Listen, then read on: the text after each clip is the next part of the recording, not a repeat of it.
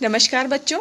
आज हम हिंदी व्याकरण में नया टॉपिक पढ़ेंगे क्रिया। क्रिया जो है, जैसे कि आपको स्क्रीन पर कुछ पिक्चर दिख रहे हैं। उसमें पहले पिक्चर में बताया है सरिता स्कूल जा रही है, मोनू खेल रहा है और अमित पढ़ रहा है। ठीक है।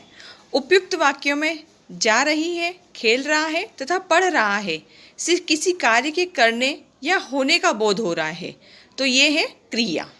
जिस काम के करने या जिसमें किसी काम के करने या होने का बोध होता है तो उसे क्रिया कहते हैं। एक परिभाषा देखेंगे हम क्रिया की। जिन शब्दों से किसी कार्य के करने या होने का बोध होता है उसे कहते हैं क्रिया। ठीक है। तो क्रिया शब्द जो बना है वह कैसे बना? धातु। क्रिया का जो शब्द बनते हैं वो धातु से बनते हैं। क्रिया का मूल रूप धातु कहलाता है। क्रियाओं की उत्पत्ति धातु से मानी गई है। धातु के उदाहरण हैं जा, खा, लिख, पढ़, हंस, खेल, पूछ, गिर, बैठ, उठ, पी तथा हो आदि। ये शब्द धातु शब्द है।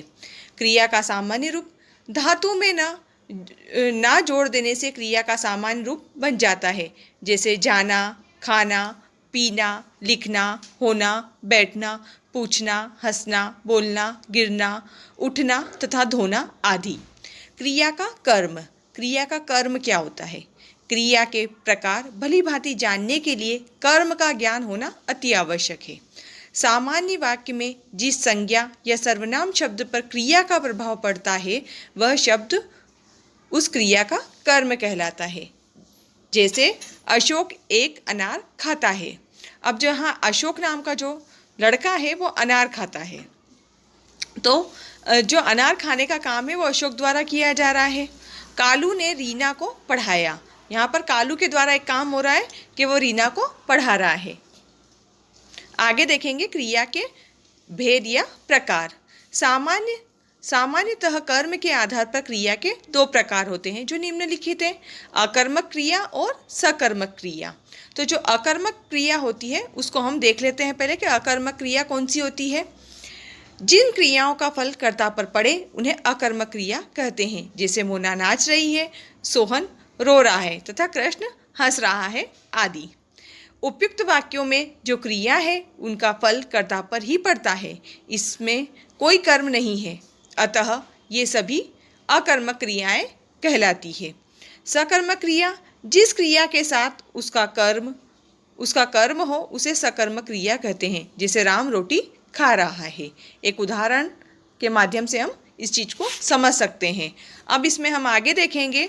इस वाक्य में खा रहा क्रिया है, इसके साथ उसका कर्म रोटी भी लगा हुआ है। खाने का फल रोटी पर है, अतः यह सकर्मक क्रिया है। क्रिया के उपयुक्त दो प्रकारों के अतिरिक्त कुछ अन्य प्रकार भी हैं जो निम्नलिखित हैं। दो तो इसके मुख्य प्रकार हैं, बाकी इसके अन्य प्रकार है। प्रेरणार्थक क्रिया जिस क्रिया को कर्ता स्वयं नहीं करके किसी दूसरे से करवाता है, उसे करने के लिए प्रेरित करता है, तो उसे प्रेरणार्थक क्रिया कहते हैं, जैसे कटवाना, काटना, लिखना आदि। दूसरा होता है द्विकर्मक क्रिया। कुछ क्रियाओं के दो कर्म होते हैं, उन्हें द्विकर्मक क्रिया कहते हैं, जैसे मैं कृष्णकांत को व्याकरण पढ़ाता हूँ। इस वाक्य में पढ़ना क्रिया के दो कर्म हैं, कृष्णकांत को और व्याकरण। यहाँ पढ़ना क्रिया द्विकर्मक क्रिया है। आगे देखेंगे संयुक्त क्रिया। जो क्रिया दो या दो से अधिक धातुओं के संयोग से बनती है उसे संयुक्त क्रिया कहते हैं, जैसे वह तुरंत चल पड़ा, उसने मुझे हंसा दिया आदि। सहायक क्रिया जो क्रिया किसी वाक्य की मुख्य क्रिया के रूप को पूरा करने में सहायता करती उन्हें सहायक क्रिया कहते हैं, जैसे इंग्लिश में हेल्पिंग वर्ब्स। नाम बोधक क्रिया संज्ञा या विशेषण के साथ क्रिया जोड़ने से जो संयुक्त क्रिया आती है उसे नाम बोधक क्रिया कहते हैं, जैसे भस्म करना, दुखी होना, निराश होना आदि। पूर्वकालिक क्रिया जब कर्ता एक क्रिया को समाप्त करके ही दूसरी क्रिया प्रारंभ कर देता है तो पहली क्रिया को पूर्वकालिक क्रिया कहते हैं, जैसे उसने नहाकर भोजन किया, मतलब उसने दो काम किए हैं, पहले वो नहाया उसके बाद उसने भोजन किया, ये दोनों काम उसने किए। तो हम पढ़ चुके हैं क्रिया के भेद, सकर्मक और अकर्मक क्रिया की पहचान, कि किस तरह हम पहचान सकते हैं कि सकर्मक क्रिया क्या होती है और अकर्मक क्रिया क्या होती है। वाक्य में किसको अथवा क्या प्रश्नों का उत्तर मिल जाने पर समझना चाहिए कि वाक्य की क्रिया सकर्मक अन्यथा अकर्मक होगी।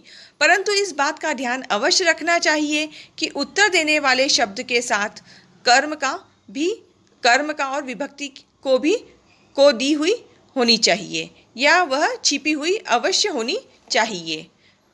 इसमें सकर्मक और अकर्मक क्रिया को आप कैसे पहचान सकते हैं ये बताया गया है। अकर्मक क्रिया से सकर्मक क्रिया बनाइए, यह भी आप इसमें पढ़ सकते हैं कि अकर्मक क्रिया से सकर्मक क्रिया कैसे बना सकते हैं। आगे हमने देखा है कि अकर्मक और सकर्मक क्रियाओं से प्रेरणार्थक क्रिया कैसे बनती है।